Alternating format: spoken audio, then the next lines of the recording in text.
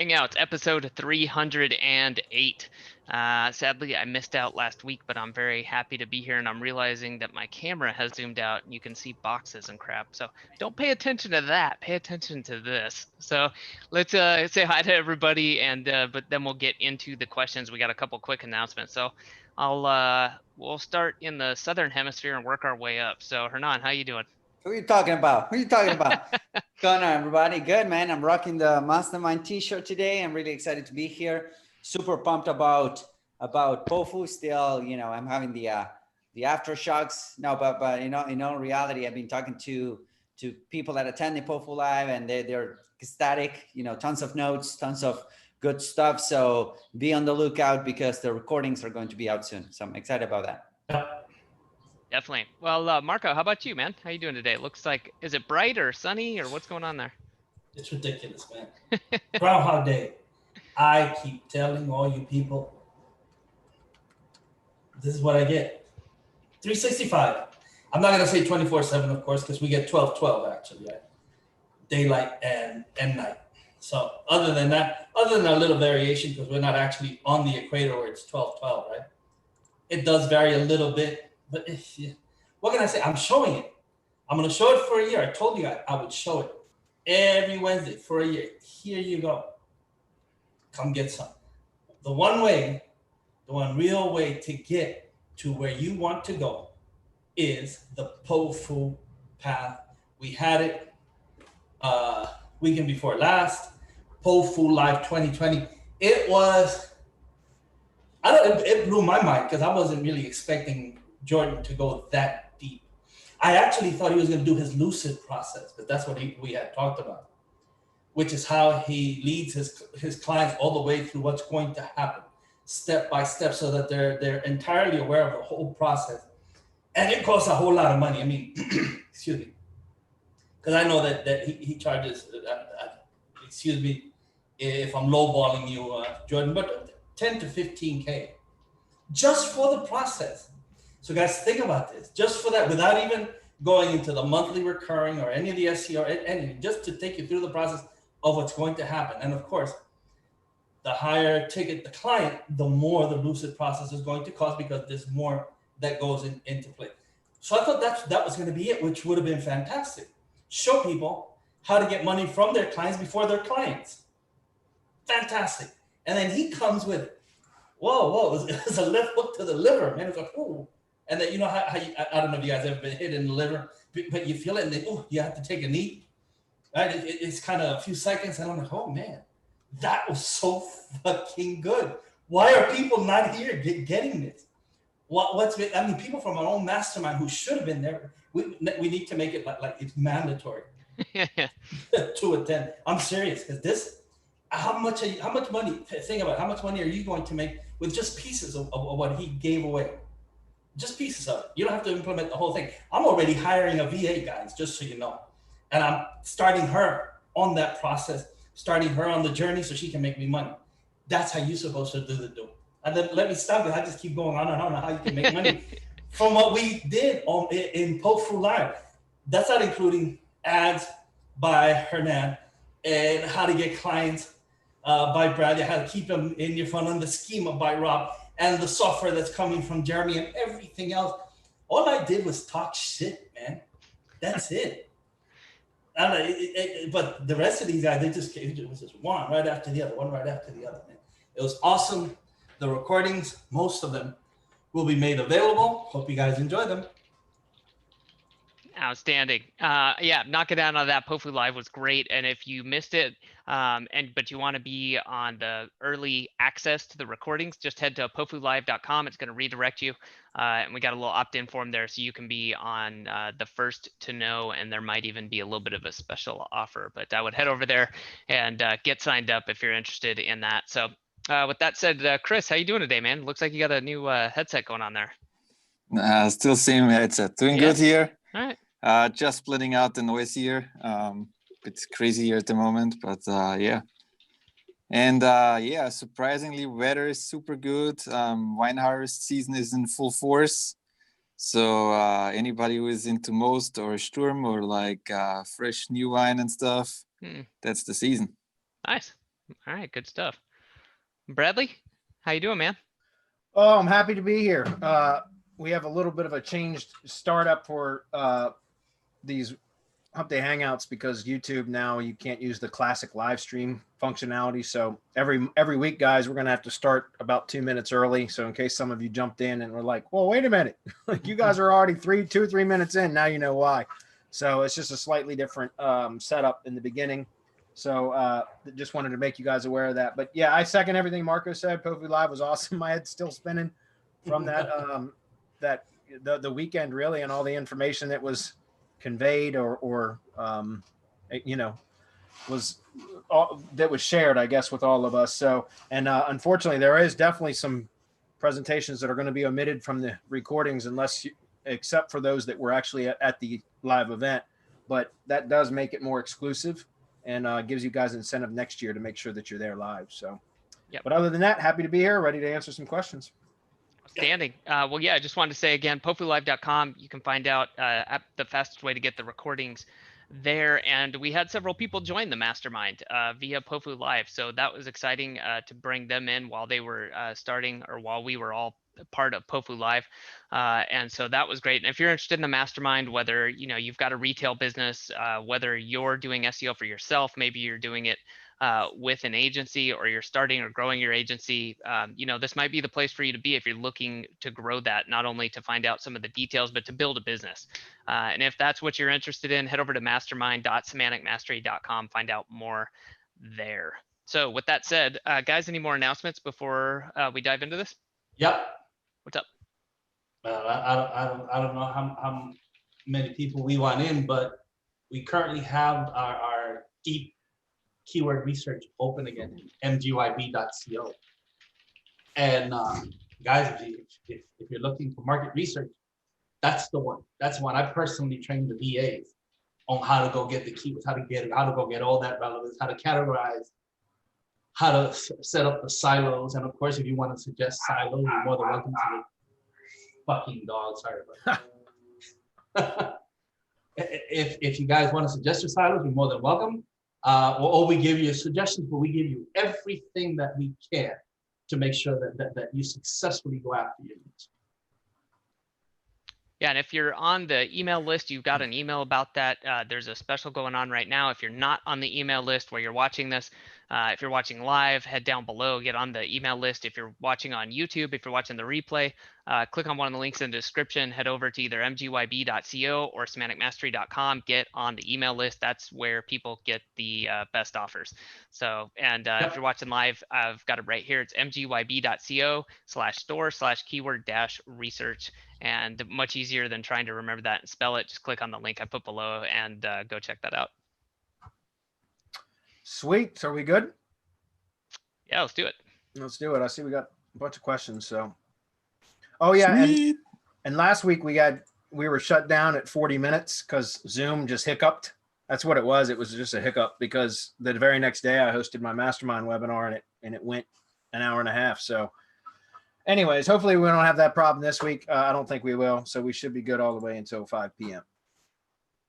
Cool. All right. Lots of questions. Get right into it. Starting with who's it? Are your syndication networks still powered by IFTTT? Yes. How have the changes to their model affected what you do? Well, they haven't affected anything yet because the final change doesn't go into effect until tonight or tonight at midnight or tomorrow at 12:01 or whatever. So today's the last day. But as from what I understand, and I actually had a call with an IFTTT representative, like a Zoom call about this specifically, and it's not going to affect anything that we do because we purchased a pro account so that we can create applets still and publish them so that we can do that in MGYB for syndication network orders as well as for Syndication Academy, which by the way, that is in the process of being updated now, guys. We're going to be relaunching that again, but updated. So just be on the lookout for that. But as far as you guys are concerned, and I see there's a bunch of questions about that in here, and I understand. So we're going to cover this again today. And it may change because once everything goes into effect tonight or whenever, today's being the last day under the old IFTTT system, then, by next Wednesday, if any changes have occurred that I'm incorrect about, we will know by next Wednesday, and we can cover it again next Wednesday. But just very, very briefly, I'm going to walk you through how it, from what I understand and from what the IFTTT representative told me, it's not going to change anything. You just won't be able to create more than 3 applets in your account. Period. That's it. You can still turn on unlimited amount of applets even with the free account, but you can only create 3 applets.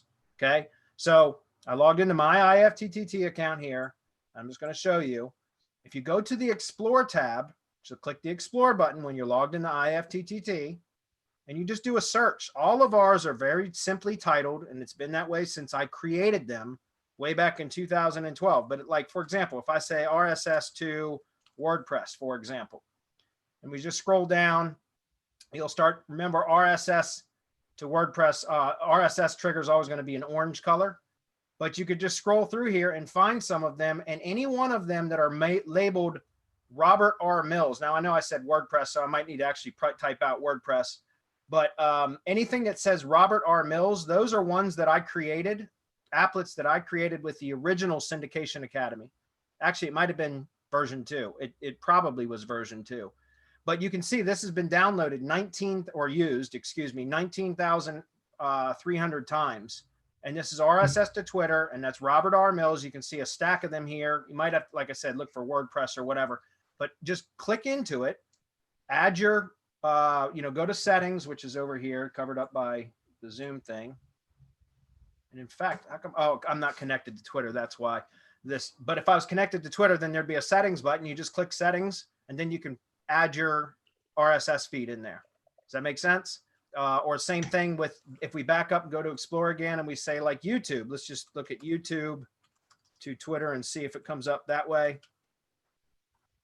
We just scroll down and like YouTube to Twitter right there. Vernon E. Dunn. Yeah, okay. So Vernon E. Dunn was from the second version of Syndication Academy. Robert R. Mills was from the first version.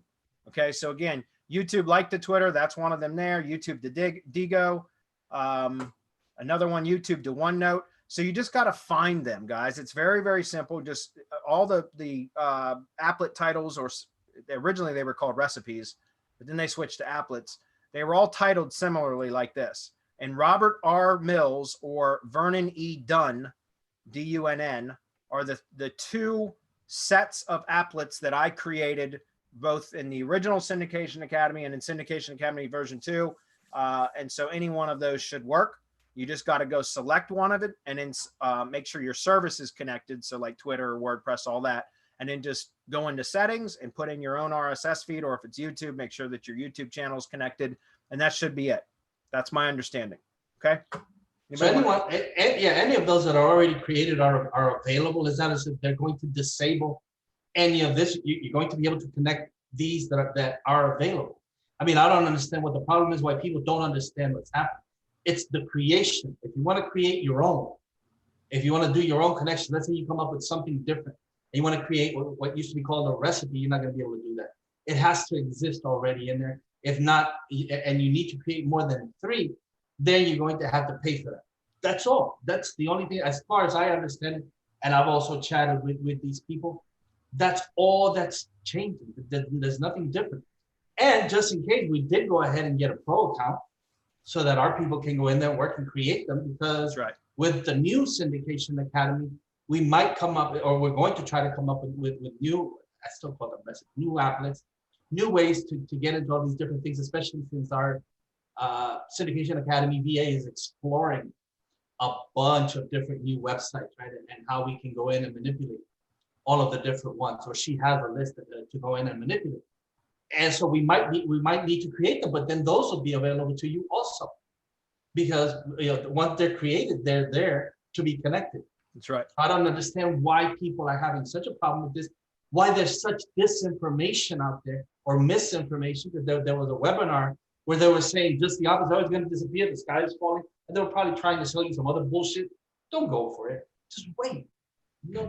I mean, yeah, you should make contingency plans, but if you're getting them from us, from MTYB, we've already made the contingency plans. We're already there, guys. That's what we're there for. That's why you're here listening to us, because you're kind of counting on us to make this thing keep on happening. And that's what we're going to do. And it's really that simple. I don't understand what the big issue is. No, nothing really changed. Yeah, I mean, I can see a lot in here that I created, like YouTube, the Tumblr video post is Bradley Benner. Look at that, another Vernon E. Dunn. Here's Contractor HO, which stands for Hangouts, the YouTube to Facebook page. So, I mean, there's a bunch of them in here that I created that are already, or that I published either through my own account or some of my, you know, persona accounts. And they're all in here, guys. So all you got to do is just select them and then add your details. That's it. Okay. All right, but we'll cover it again next week, because after the changes go through tonight, this being the last day, then if there's anything that isn't working correctly, we will know about it. Next, is there a Pro and a Plus version, but they lead to the same checkout? Is there a difference? SEO Ultimate Plus versus SEO Ultimate Pro. Yeah, go with SEO Ultimate Pro. If they lead to the same checkout, it's probably just because he hasn't been supporting SEO Ultimate Plus, because SEO Ultimate Pro was in development. And that is the plugin that is supported now, SEO Ultimate Pro. Do we have any way to contact support for him specifically? For Jeffrey? Marco, you're muted. Sorry, but we can talk to him directly. I can talk to him and let him know what's going on. But maybe that's just the way they want it now. I mean, I can see why they would want to support just one.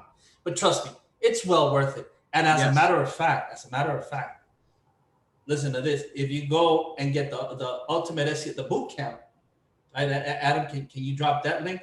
Because you usually get a 10 licenses with that. But if you go through our link, you're going to get 20 licenses. So if you have multiple websites that you need more than those 10 licenses, the way to get 20 included in that SEO Ultimate Bootcamp price is to go through our link. Yeah, We'll not only pop that, that on but the the page. SEO Ultimate Bootcamp is freaking fabulous, guys. It's it's probably the best on-page course I've ever been through. So on-page SEO course. So I would highly recommend you check out SEO Ultimate or SEO Bootcamp, and you'll get 20 license of that plugin, the SEO Ultimate Pro plugin. I tell people that the only reason why we've never created an on-page SEO course is because Jeffrey already did it. That's right. And if the best is already out there, why would we even try to go and mess with it? We just recommend his stuff and you guys go there. Because we're not going to do any better than what he already did. Yeah, and he's been a guest speaker at POFU Live now because of the fact that he's freaking out. He's awesome. So he's a badass, man. Yeah. So I would highly recommend you check that out. Next question about the Autoblog creating plugin that you said was previewed on POFU. Do you have a link for us to subscribe when it's available? No, it's not a plugin. It's a full-on system. It is not a plugin. So it has like a login and all that stuff. It's not a plugin. It's not WordPress. I mean, trust me, it's super powerful, but it's not a plugin. It's better. It's way better than a plugin. But do we have any? I don't think so, because it's in beta right now. So I don't think we have anything anywhere to send up for that. But you guys, maybe we should probably have a little opt-in page that we can send people to for when Jeremy launches that. Yeah, probably. Hold my beer. I'll be back in 9 minutes. Okay, sweet. And Jeremy, if you're listening, which you often do, I want my fucking logins, man. Yeah, me too, man. I'm waiting for my logins. But don't do this to me. You don't do this to me. He's teasing. Yeah, seriously. Just go ahead. I don't care if it's only half-ass ready. Just give it to me. I'll make it work. Yeah, guys, we'll get an opt-in up or something so that we can start getting people on kind of like a pre-launch list or something for when it does. It's in beta right now, guys. So it's only like, you know, Marco and I and a few of the POFU Live attendees that have access to it, and we're still waiting for access, to be honest. But as soon as we get it out of beta, you know, we're going to be definitely promoting it. It'll be a really good product. So we'll let you guys know. Hopefully we'll have an opt-in form next week for you. Yep. Okay, Connor's up says, for those starting an agency and dealing with multiple GMBs for clients and internal sites, what would you recommend for maintaining multiple phone numbers for verification? Is it too risky using a single phone number? Well, for verification, I don't know, because I don't verify any of my own GMBs anymore, other than unless it's a client that we have a postcard mailed to their actual physical address, or the last time I've actually verified any of my own, it was using PO boxes with the street address option. So I don't know verifying by phone. I've just never done that. the call service that I use primarily for multiple lead gen assets, as well as for just having a bunch of different phone numbers for like my real estate business, I use CallRail. Yeah. And I really like CallRail. So, you know, CallRail is great. There's a lot of really cool features in it. It's inexpensive. It'll connect directly with Google Analytics, with Google Ads, with all kinds of stuff. So, you know, I highly recommend you check out CallRail. As far as the numbers for verification purposes, I don't know that they'll work. And the only reason I say that is because every now and then, if I have to provide a phone number to gain access to a Google account that I have, like say, for example, somehow cache got cleared on the browser, for example, and I have to log back in and it triggers a phone verification. I know the CallRail numbers, most of those virtual phone numbers extensions don't, or, you know, applications don't work anymore for verifying to get access to an account anymore. And I know that because I've tested a bunch of them and they're not working anymore. Like CallFire, CallRail, Burner app for your like mobile device. Like a lot of those phones just aren't working anymore for trying to regain access to a locked Google account. Like you just won't even receive the text anymore, or the phone call. If you opt for the phone call, it just won't even go through. So I think Google knows that it's a virtual number and it just won't push it through. So I don't know about being able to verify GMBs with those types of numbers because it's not a strategy or a method that I've used. Perhaps one of you guys know. Marco, do you? Not anything that I care to give away. I mean, not here. But for this question, I don't know why he would want a single phone number. I mean, that's so easy to pick off and so risky. Yeah. To verify everything with one single phone number. I don't know why you'd be doing clients with a single phone number. They would have their own phone for verification. So I'm not really understanding that question. If you want to get a little bit more specific, I'll gladly go into it. But if you're dealing with multiple phone numbers that you control, have them all ring through to a single number. Yes. With caller ID, that simplifies everything, right? Because then you know where the call is coming from. But if not, no, I wouldn't use a single phone number for verification. Not anymore. I mean, it's something that I would have done a few years ago, not now with the way things are. No. Yeah, and it's my understanding that every now and then I've, you know, in my entire career for about 10 years now doing local SEO, and God, hundreds of GMB accounts, no kidding. I've only gotten the phone verification option. Like I swear to God, I count them on two hands, like under 10 times in 10 years. Have I gotten the phone verification option, the ability to phone verify a GMB? And every time that it has occurred, it's always been whatever the phone number was that was associated with that GMB already, because it was like a published but unverified GMB. Mm-hmm. And so I was able to verify it through the phone number that was published in the GMB listing as long as I had access to it. So I don't know how you would trigger a phone verification with where you input the phone number to verify it, because I've never experienced that. So yeah, I totally agree. I would use multiple a unique phone number for each location. There's no question. And I'm not sure how you're going to accomplish doing that anyways, because I haven't seen phone verifications work in quite some time. So follow-up question, is there a limit to how many links we can push to the gsite or stack? No. Am I wrong in that, Marco? I haven't found the limit. And let me see. We did the original 1 million link test, took it like a champ. We know someone in RYS Academy who ran a million GSA from Fiverr. So think about that. And got great results. I ran a million recently, well, a couple of months ago to a client. The Land Solutions Network is fixing to get 10 million. And I know Rob is currently running 10 million to another project. Wow. Yeah. GSA, by the way, GSA. Fiverr GSA. Guys, please, when you hear me say, yeah, Fiverr GSA, don't do it. Don't do that to yourself. Because it's probably something that you care about. We push shit to test the boundaries of what we can. If listen to me, if it takes the 10 million that I'm going to throw at the test that I'm running on Land Solutions, then I'm going to try 100 million, and so on and so on. I want to find the limits. I can do that because I don't care. If it's something that you care about If it's something that matters to you, whether it's a client, something that's making you money, something that you want to make money, it's not something that you want to burn. So you don't want to do this, because you have to know what you do. You either have to know what you're doing, really have to know what you're doing. If you're going to Fiverr, you probably don't know what you're doing, or the person that's going to be doing this doesn't know what he or she is doing.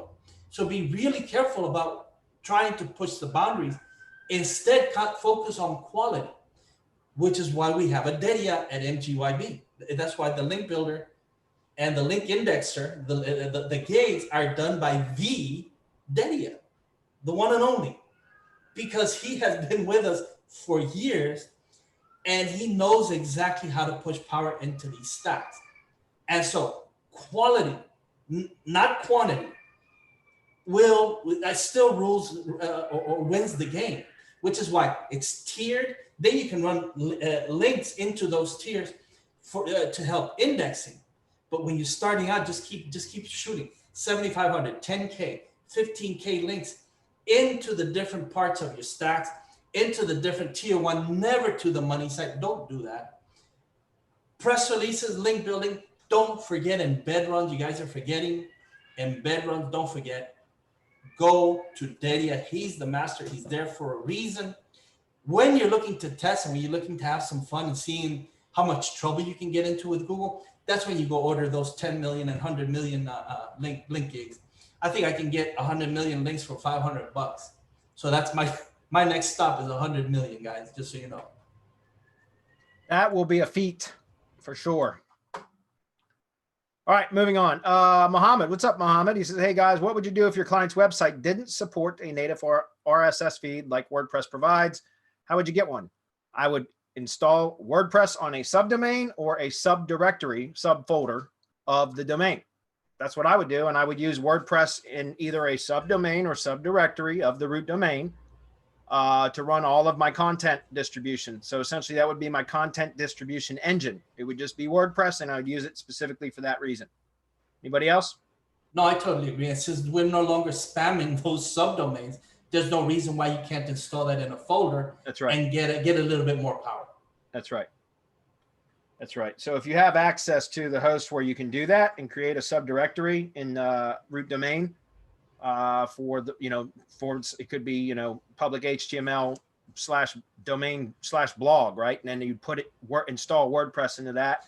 I agree with Marco. I used to always use subdomains for that kind of stuff, but we've been so many years now since the last time we really spammed, like we're doing spammy type stuff to anything to anywhere near the money site because we use the SEO shield, that it's really unnecessary to put it on a subdomain for that extra level of protection. You can put it in a subdirectory now if you're sticking to our methods, because we really treat the money site we keep it very clean because of the SEO shield. So moving on.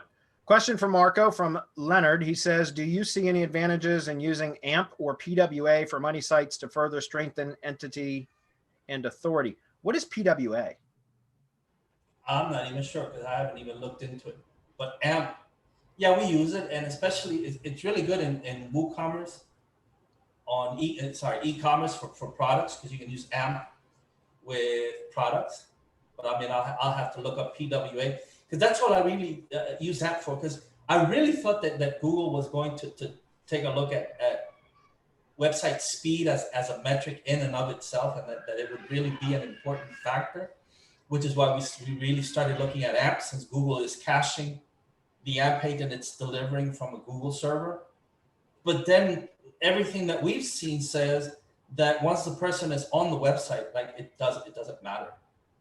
It doesn't matter. The page speed becomes obsolete because what Google is looking at is what that person does on your website. So a brand new website, when you're first starting to get in, when you first starting to get ranked, when you're first starting to get people, it might be really important. But what's even more important is the signals, right? The art of art, activity, relevance, trust, and authority. You're going to have the relevance, you're going to have the trust and authority, but what's going to cinch it is the activity. When that person finds that link, whatever link is going to lead them into your website, or if they come to you like directly, right? Through the brand, what that person does on the website, when they land on that homepage or whatever page they land on, do they finish what they came to look for, what they came looking for? What's the CTR? what's your conversion, right? Your CRO.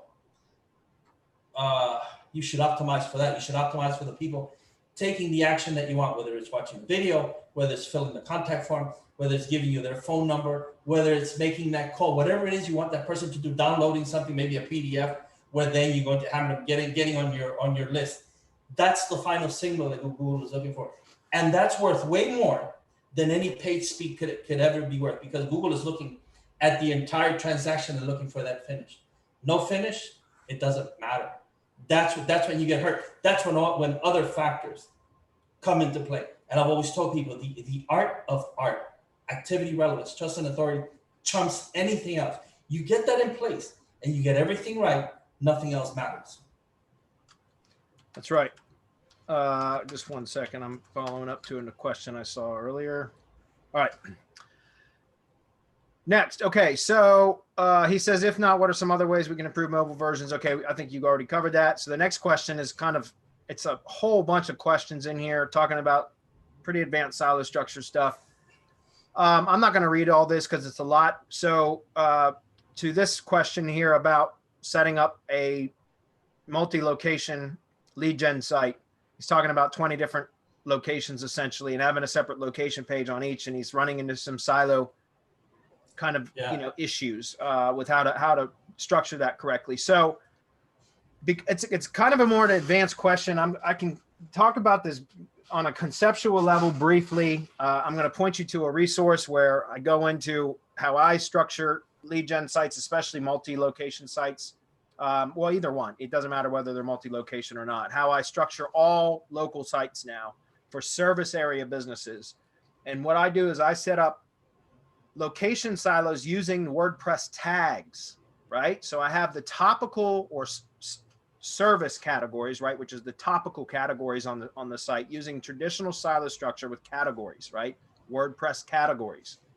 Subcategories, if you're going to go with a complex silo over a simple silo, I don't recommend that. I try to always stick with simple silos now. But categories are your topical silos. And then I use WordPress tags to create location-based silos.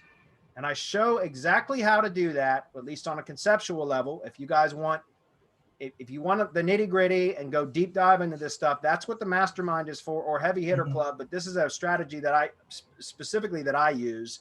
And I talk about that in the mastermind and often. And so again, you have to join the mastermind if you want to get, hands-on essentially training for that.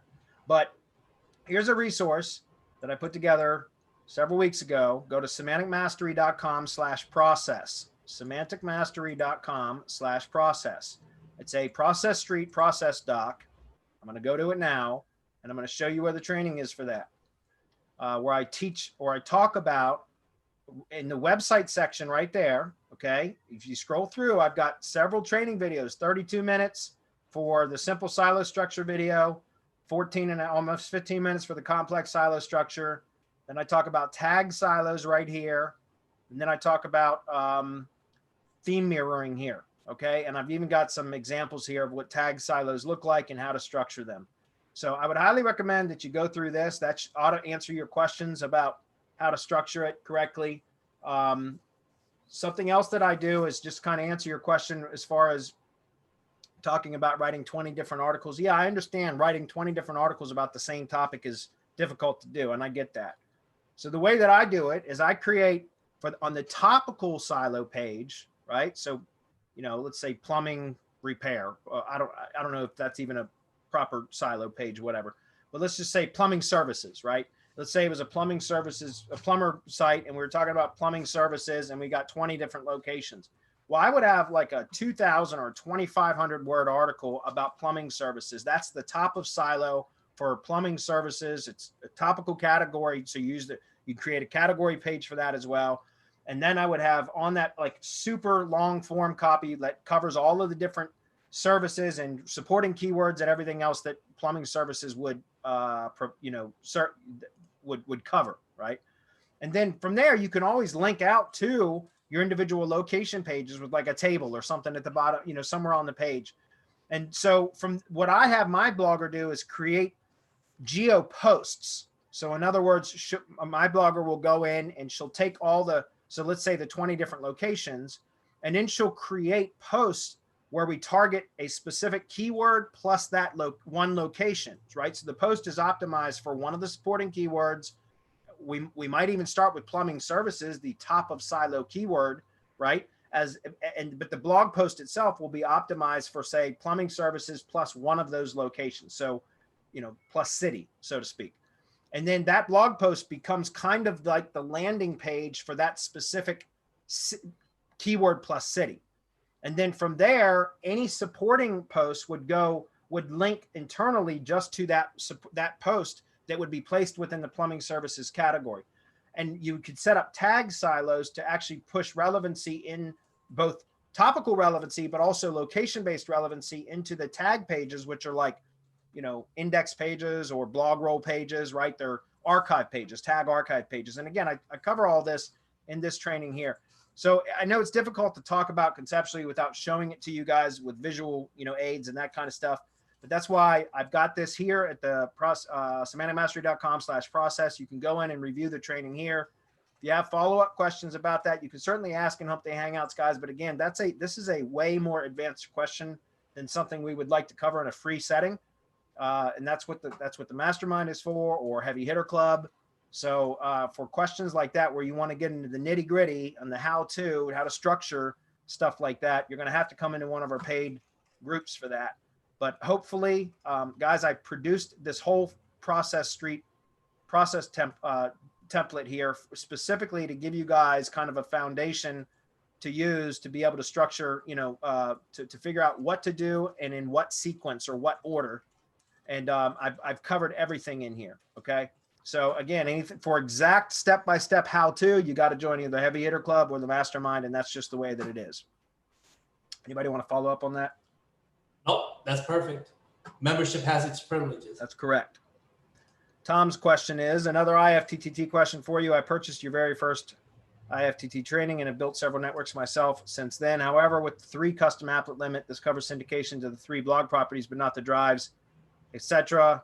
Since IFTTT no longer allows shared links and finding applets set up to your specifications is proving frustrating. Just wondering if you have any links to known working applets. Yeah, again, I just showed how to do that at the beginning, Tom.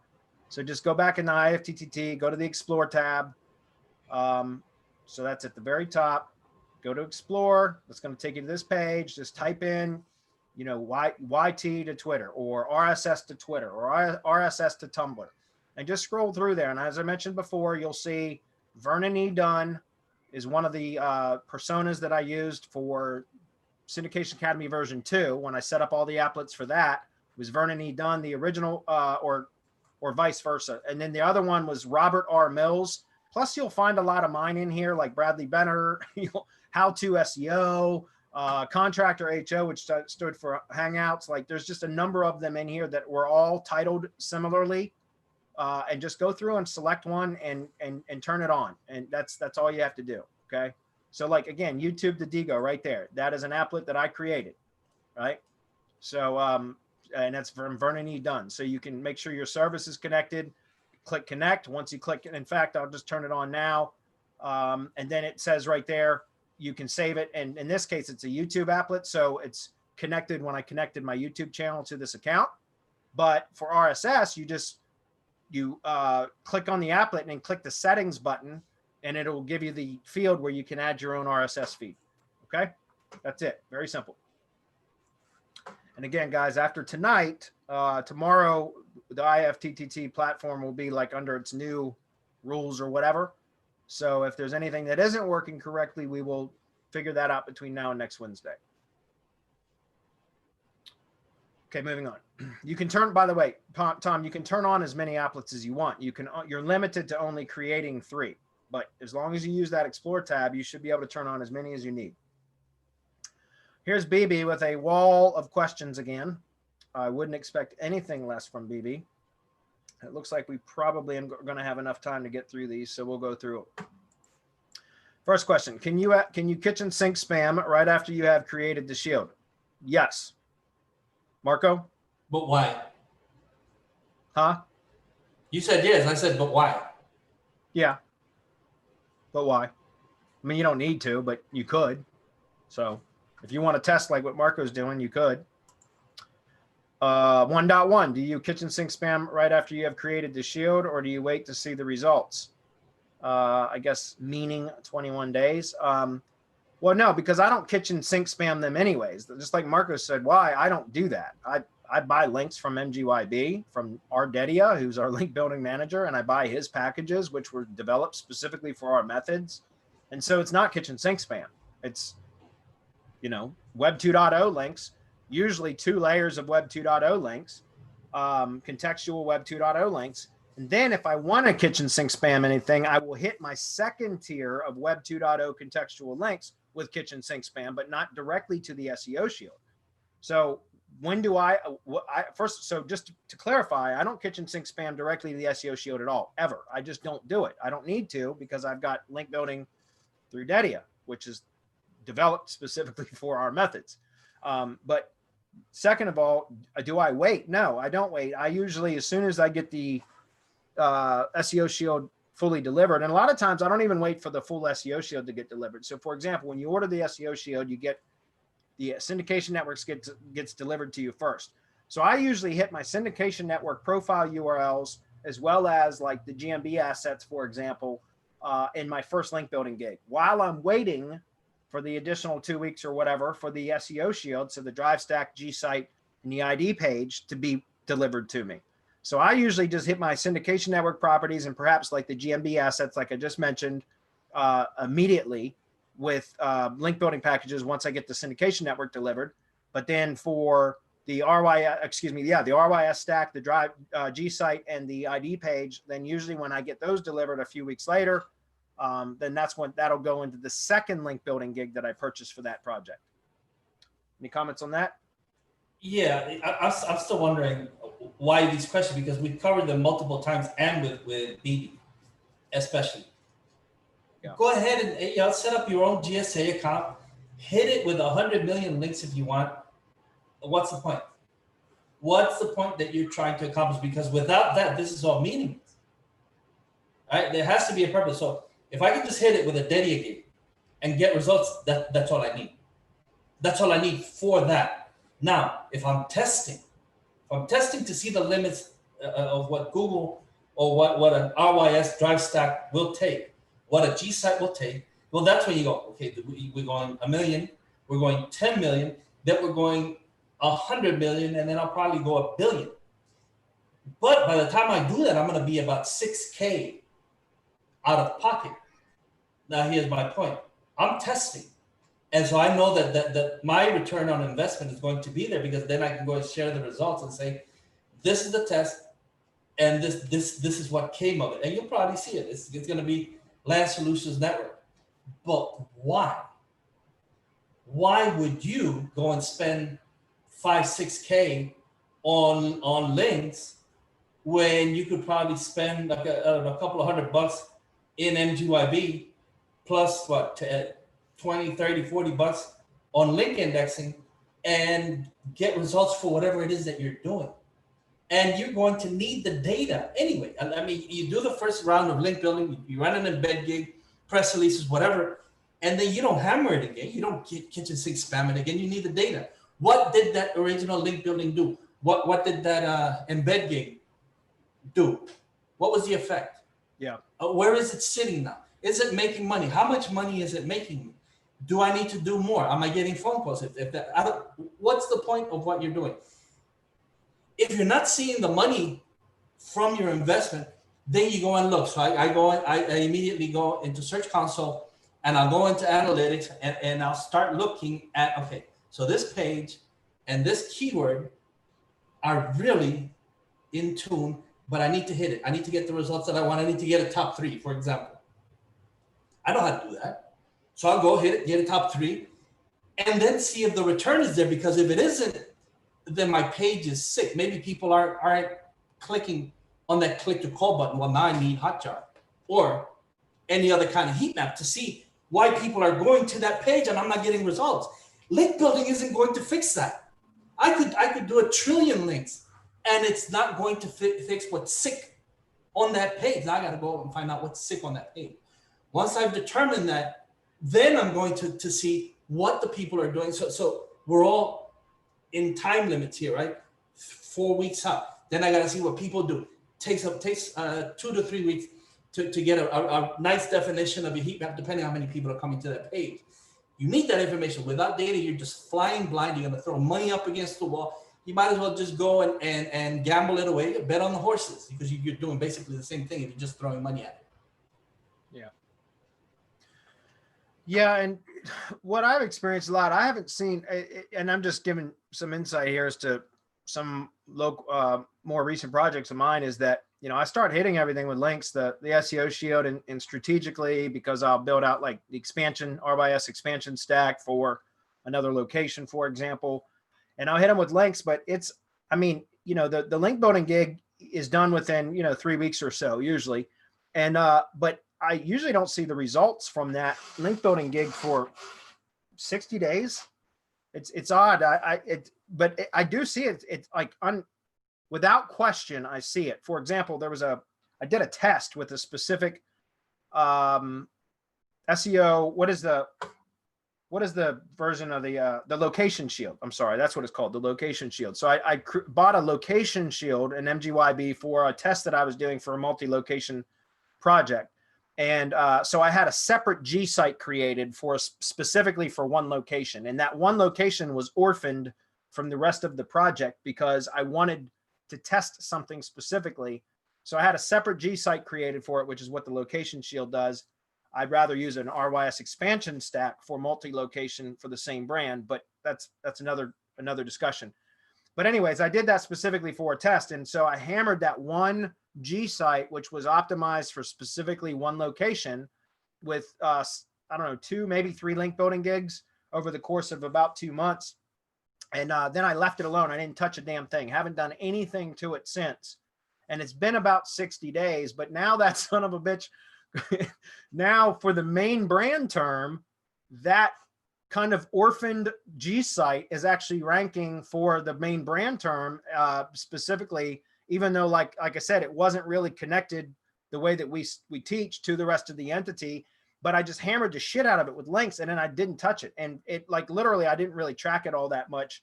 But all of a sudden, about 60 days later, now it is just, it's like unmovable on page 1 for the brand search, which I thought was interesting. So there's no question that you're going to see results from it. But sometimes with drive stacks, I've noticed, at least this is just my experience, that it takes some time. And I don't know why that is. Maybe Marco can shed some insight on that, but I think probably a lot of it has to do with the backlinks themselves that we're hitting the SEO shield with take a long time to get indexed and found before they start providing any value. Do you have any insight into that, Marco? Well, we know that Google is taking longer to index links anyway, right? Yeah. We know it's taking quite a bit longer, which is why we say once you run that first gig, that tiered link building gig, then it is like a good strategy to hit that with some GSA, strictly for indexing, even after you've run that indexing gig, which, you know, Dedia gets some good results anyway. But Google is going, you have to remember that even if you get really good indexing, it's only 50%, which means that 50% of your links are still out there for Google to find. But since everything is attached to everything, once you get Google in there, like crawling everything, it's going to be finding new links that you knew were already there, that should have already been found, but weren't found for whatever reason. So those will keep coming through. Those your IFTTT, your syndication network, might take a minute for everything to index, if everything does index. Sometimes it doesn't. Sometimes it takes a little bit longer. Even when you associate everything through schema, it takes longer, or it might. So it depends on how everything comes in, which is why I really like to have that schema in place, and to have that same as in place, to have that entity loop in place, and to run that branding campaign right from the start. I mean, that really helps, right? Getting Google to recognize the brand, know the associations, create your own nodes throughout the web, which Rob spoke about during POFU Live weekend. How all of those associations are what actually trigger the bot. If some of that isn't in place, then what's going to happen is it's just going to stretch out the time period. But as long as it's all linked, Google recognizes the link. It might be that they were crawled, but not indexed. That happens also. And then it'll be crawled again and get indexed. as all of these links coming through, yeah, it'll kick it. But then, as you said, once it finally happens, I mean, look at SEO Virginia, the SEO Virginia example. It took 5 years for it to move out of first place. Yeah, and I haven't been hitting that with links. That's the whole point. Yeah, I mean, I did one press release to push it back, and I thought it was going to take more, and it took one to push it back. I did look at it just, I don't know, yesterday or 2 days ago, and it's dropped again a couple spots. But one press release pushed it back to #1 for like 3 months. Yeah. So that's insane. Anyways, we're going to move on. BB, the next question was, will multiple articles from the same domain that have backlinks to different pages will give any value? And the diminishing returns does not affect for backlinking to multiple different pages. No, it does. There's always a diminishing return. I don't know what the threshold is though. And it probably varies depending on the source, the source, like in other words, where the backlinks are coming from. I would think a higher authority type of site would probably have a higher threshold before the number of links from the source to the target domain would, have a diminishing return or stop being counted or being counted less. So I don't know that to be true, but I'm assuming, I imagine it's logical that higher authority sites would have a higher threshold than lower authority sites. But there is absolutely a diminishing return. But again, there's a threshold. I don't know what that is, and the threshold varies. So, and you've asked this type of question every week now for several weeks in a row. Yeah. What I want to know, BB, is what the hell are you doing where you keep asking these questions about getting a ton of domain or a ton of backlinks from one single source? Try to diversify some. And that's, again, the SEO Shield gives you that ability using Google properties and some of the other entity assets that we set up to backlink directly to your money site. But then you can smash that with a bunch of links from a bunch of different sites using, Getty as link building, which we recommend, or like you said, kitchen sink spam. So then you're getting diversification, domain diversity, IP diversity, subnet diversity, all of those things that you're going to need in order to get, because again, you keep asking these questions about how many links can you get from one domain before it has a diminishing return. And I can't give you a solid answer because I don't know what that is. But I know there is, without question, there's a diminishing return at some point. And from each domain, from each source, I believe it varies from each source. Margaret, do you want to comment on that? No, my only comment is that at some point you're going to have to start testing, because these are all test type questions where you're going to have to go and do it yourself and see the results that you get. I mean, you keep asking this, and we've tried it all sorts of different ways, and we get all sorts of different results. And then what we end up with is what we offer you guys, which is the SEO Shield, link building, embed runs, press releases, link building to the press releases, embed run. You iframe the press releases, hammer those, hammer everything until you get the results you want. Not all at once, but it's however much it takes, or however little it takes. The process for us remains the same. Like none of this is going to matter, because we're not going to use one website with a whole bunch of different articles with backlinks on those pages. I mean, with 100 links on that page, it would be useless almost, right? Because there's link atrophy.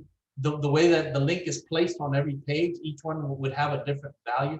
Is that as if you're PR1 and you have links, then each one of those will pass a PR1. No, that's not how PageRank works.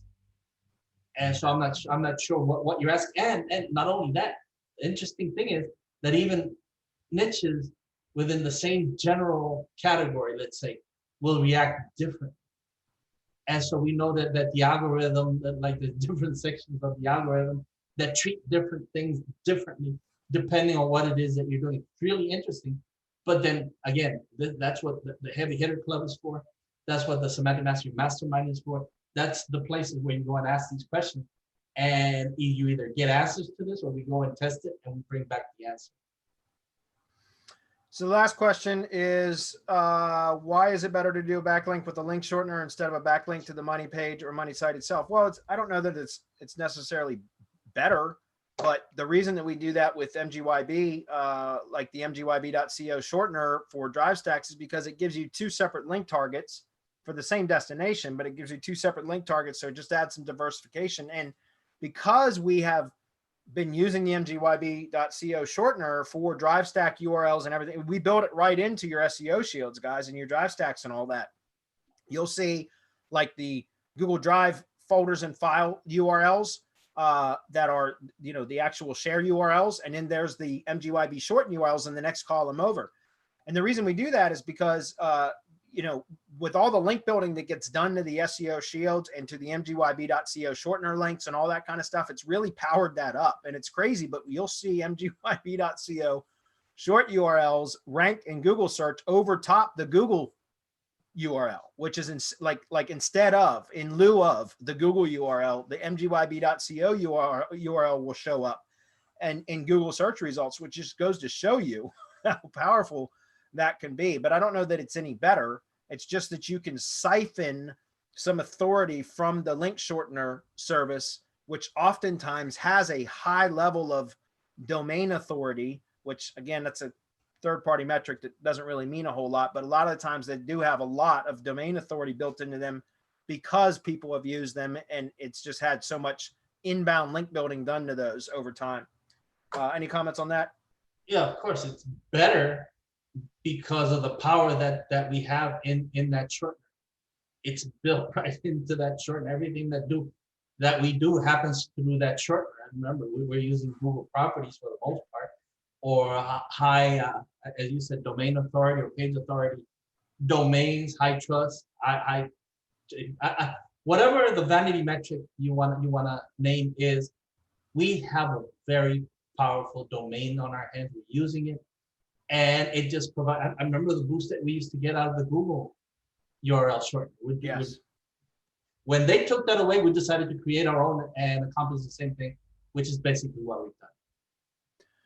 So John's up. He says, hey guys, just reposting my question from last week. Is the SEO Ultimate Pro plugin working okay for you? Yes, it's working fine for me. 2 weeks ago, the license stopped working and all the settings disappeared. My sites are now missing all the metadata, schema, settings, etc. Even testing on a fresh WordPress install is the same. Support tickets still go unanswered even after 2 weeks, and I don't know what to do. Okay, so can I recommend another plugin? No, because I use SEO Ultimate Pro. And just John, I tagged you down here, but have you tried contacting Jeffrey in the SEO Ultimate Pro Facebook group? Because I know he's responsive in there.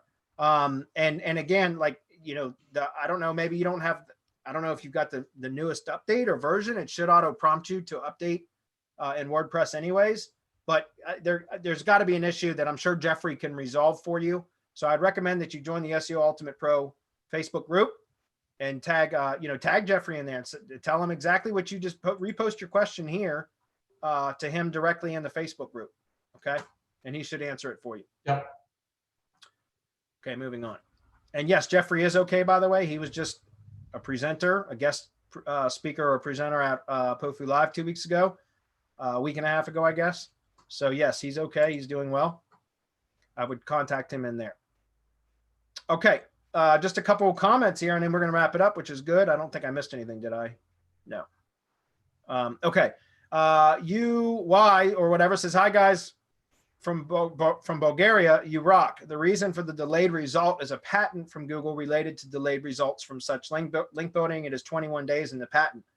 That's interesting. I didn't know there was a patent for the link building. I know there was one for the Google Dance. It's the Google Dance, and it's actually 20 days. But when I did the original blog post, I called it 21 days so that people wouldn't link build on the 20th day. And so people would go and link build on the 20th day, which is the last day of the Google Dance. So when I wrote that in 2015, December 2015. I wrote about the Google Dance, which is what he's talking about. Yes, it's not a delayed result. It's just simply that it'll dance. But what we were talking about is why it sometimes takes so long. Simply because, so when you clear the Google Dance, which is at the 21-day point, you might still see dancing, but that's because there's links that Google is still finding, which will trigger the dance, right? Or might. It's not definitive. If it's already been crawled, it shouldn't really trigger the dance. So there's a whole lot of factors in place, not just the Google Dance pattern. Yeah, and I've noticed, like, using SEM Rush for rank tracking, stuff that I'm doing on just on an organic ranking basis instead of local. For local, I use Bright Local to for rank tracking for GMBs and stuff. But for just organic ranking, I'll use SEMrush often, and it's interesting. But the Google dance is very, very real. I know you all know that, but it's interesting when if I go in and let's say for a week, I go into SEMrush every day and look at a particular project, I'll see like location pages that were somewhat newly published on the site that will, like, one day they'll be, on page 2, like position, 15 or whatever. Next day, you're gone. They're not in the SERPs at all. Then the next day I come back and it's position 25. Then the next day it's gone. Then the next day it's position 9, and it's really interesting to watch. Like, I knew the Google dance was there before, but I don't typically SERP watch, but I've started using SEMrush a lot more. And so I go in there often and just kind of look at the, the keyword rank reporting, and I'll see that it's a very volatile dance because it jumps. Sometimes it'll drop 30 positions. Other times it'll disappear from the index altogether. Then it comes back 24 hours later in a better position than it was previously. Like, it's just really interesting to see how much dancing it really is occurring with Google now. And I think it's become more pronounced in recent years than it was previously. So any follow-up comments on that, Mark? Because I'm gonna wrap it up. No. I mean, the dance is real. It's been real since Google published the patent. Our post was published about 2 months after Google published that particular patent, by the way. All right, fellas. Well, thanks everybody for being here. Thanks, guys, for joining, and we will see you guys next week. Bradley, real guys. quick before you hang thank up, you. let's put that on the page. What I posted in Slack. We got a funnel if people want to opt in to find out when Jeremy's tool is Sweet. available. Let me grab that URL, and I'm going to jump back to the main page and post that in. So this is for Jeremy's. What are we calling this? I know he's got a good name question. for it. I forgot the name, but we'll just call it. If you want to really at scale leverage syndicated content on autopilot, this is going to be a pretty awesome tool. I think. I don't know if you guys want to describe it more than that. Syndicated auto blog app. And I'm going to call it the pre-launch. Per launch. I spelled per launch. So I know you guys can't see me, but anyways, yeah, I'll have this on the page here in just a minute, guys. We'll see you all next week. All right. Bye, guys. Everybody. Bye, everybody. Yeah.